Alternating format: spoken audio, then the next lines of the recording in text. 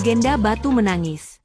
Kisah tragis kecantikan dan keangkuhan di Bukit Senja, cerita rakyat Kalimantan. Di balik perbukitan terpencil di Kalimantan Barat, terhampar sebuah desa kecil bernama Senja. Di sanalah, terukir kisah tragis seorang gadis bernama Darmi, yang kecantikannya bagaikan bidadari, namun hatinya diliputi keangkuhan yang membawanya pada akhir yang nestapa. Darmi tinggal bersama sang ibu, seorang janda miskin, di sebuah gubuk sederhana yang terbuat dari bambu dan atap daun rumbia. Meski hidup dalam kesederhanaan, sang ibu tak pernah henti bersyukur dan bekerja keras untuk menghidupi Darmi. Kasih sayang dan pengorbanannya tak terhitung jumlahnya. Namun, Darmi tak pernah menghargai kasih sayang sang ibu. Kecantikannya yang luar biasa membuatnya menjadi gadis yang angkuh dan sombong. Ia hanya mementingkan penampilannya dan tak pernah membantu sang ibu dalam pekerjaan rumah tangga. Setiap hari, ia hanya sibuk berdandan dan mengagumi wajahnya di cermin, tak peduli dengan jerih payah sang ibu yang membanting tulang di ladang.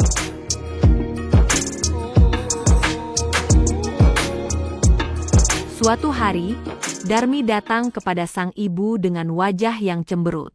Alat-alat kecantikannya telah habis dan ia meminta sang ibu untuk membelikannya lagi. Sang ibu, yang tak tahu apa-apa tentang alat kecantikan, mengajak Darmi ke pasar. Di perjalanan, Darmi malu berjalan beriringan dengan sang ibu yang berpakaian lusuh. Ia pun meminta sang ibu berjalan di belakangnya. Sesampainya di pasar, semua mata tertuju pada kecantikan Darmi. Para pemuda desa terpesona dan mengagumi kecantikannya, bahkan beberapa di antara mereka memberanikan diri untuk mendekatinya. Darmi pun dengan sombong mengatakan kepada mereka bahwa sang ibu adalah pembantunya.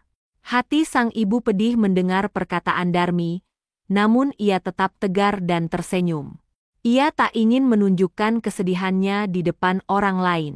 Namun, di dalam hatinya, ia merasa hancur dan terpukul.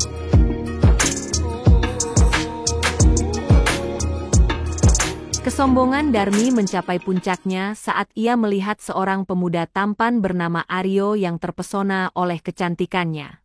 Aryo adalah putra kepala desa yang terkenal dengan kebaikan dan keramahannya. Darmi pun berusaha untuk menarik perhatian Aryo dengan bersikap angkuh dan meremehkan orang lain. Aryo yang melihat tingkah laku Darmi merasa muak dan jijik. Ia tak terpesona oleh kecantikannya, tetapi justru merasa sedih melihat sikapnya yang angkuh dan durhaka kepada sang ibu.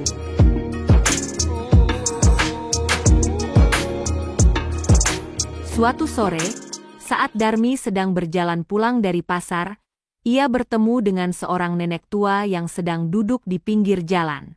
Nenek tua itu menatap Darmi dengan tatapan tajam dan berkata, "Kecantikanmu memang luar biasa, nak. Tapi ingatlah, kecantikan itu tak kekal. Suatu hari nanti, kau akan menyesali sikapmu yang angkuh dan durhaka kepada ibumu." Darmi merasa kesal dengan perkataan nenek tua itu. Ia pun langsung pergi meninggalkannya tanpa menoleh. Namun, perkataan nenek tua itu terus terngiang di telinganya. Keesokan harinya, Darmi kembali bersikap angkuh kepada sang ibu. Ia bahkan berani membentak dan menghina sang ibu di depan orang lain. Sang ibu yang sudah tak tahan lagi dengan sikap Darmi, akhirnya berdoa kepada Tuhan dengan berlinang air mata. "Ya Tuhan, ampunilah dosa anakku ini. Dia telah durhaka dan melukaiku. Aku mohon, berikanlah dia pelajaran yang setimpal agar dia bisa sadar dan kembali ke jalan yang benar." Doa sang ibu dengan penuh kesedihan. Tiba-tiba, langit yang cerah berubah menjadi gelap gulita. Awan hitam menggumpal dan petir menyambar dengan dahsyat. Hujan turun dengan derasnya, seolah-olah alam ikut berduka atas sikap Darmi yang durhaka. Darmi yang ketakutan berusaha untuk berlindung, namun kakinya tiba-tiba terasa kaku dan tak bisa digerakkan. Perlahan-lahan, kakinya mulai berubah menjadi batu, dan kemudian menjalar ke seluruh tubuhnya. Darmi menjerit ketakutan dan memohon ampun kepada sang ibu, namun sudah terlambat.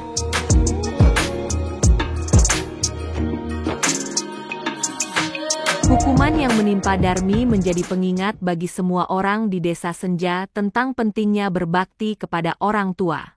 Murka orang tua, terutama ibu, tak boleh disepelekan. Doa dan harapan mereka patut dihormati dan dihargai. Hukuman yang menimpa Darmi menjadi tragedi yang tak terlupakan bagi seluruh masyarakat desa Senja.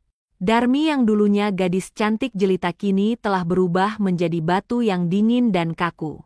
Ia terpaku di atas bukit, seolah dirantai oleh penyesalan dan keangkuhannya. Sang ibu yang tak kuasa menahan kesedihan, setiap hari datang ke bukit untuk menemani Darmi.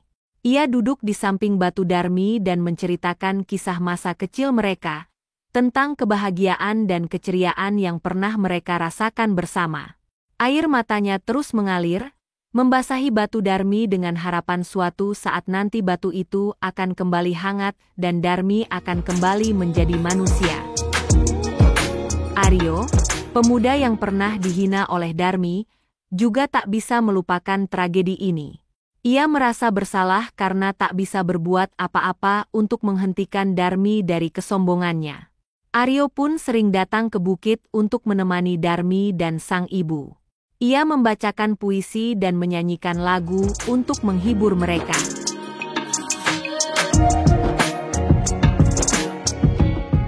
Suatu hari, Aryo datang ke bukit dengan membawa sebuah buku tua. Ia menunjukkan buku itu kepada sang ibu dan berkata, "Bu, saya menemukan buku ini di rumah kakek saya. Dikatakan bahwa buku ini berisi mantra-mantra kuno yang bisa menghidupkan kembali orang yang telah mati." Sang ibu yang mendengar perkataan Aryo langsung berbinar-binar mata. Ia tak ingin kehilangan harapan. Ia pun memohon kepada Aryo untuk membacakan mantra dalam buku itu. Aryo pun mulai membacakan mantra dengan penuh keyakinan. Suaranya menggema di seluruh bukit, diiringi dengan desiran angin dan kicauan burung. Sang ibu tak henti-hentinya berdoa, berharap mantra itu akan berhasil menghidupkan kembali Darmi. Namun, setelah mantra selesai dibacakan, tak ada perubahan yang terjadi.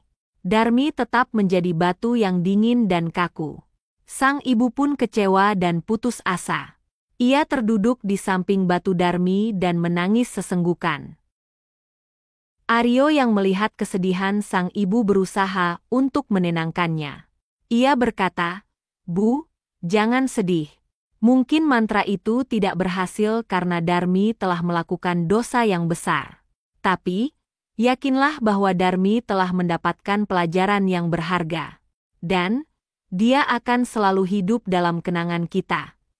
Sang ibu perlahan-lahan mulai menerima kenyataan. Ia pun memeluk batu Darmi dengan erat dan berkata, "Maafkan ibu, nak. Ibu tak bisa membantumu. Tapi, ibu akan selalu mencintaimu dan tak akan pernah melupakanmu." Sejak saat itu, sang ibu dan Aryo sering datang ke bukit untuk menemani batu Darmi. Mereka menceritakan kisah-kisah baru dan berbagi cerita tentang kehidupan mereka. Batu Darmi pun menjadi saksi bisu atas persahabatan dan kasih sayang mereka. Demikianlah kisah ini diceritakan, semoga dapat menghibur dan menambah wawasan. Untuk kebenaran detail kisah tentu kita kembalikan kepada Allah, Sang Pemilik Kisah Kehidupan.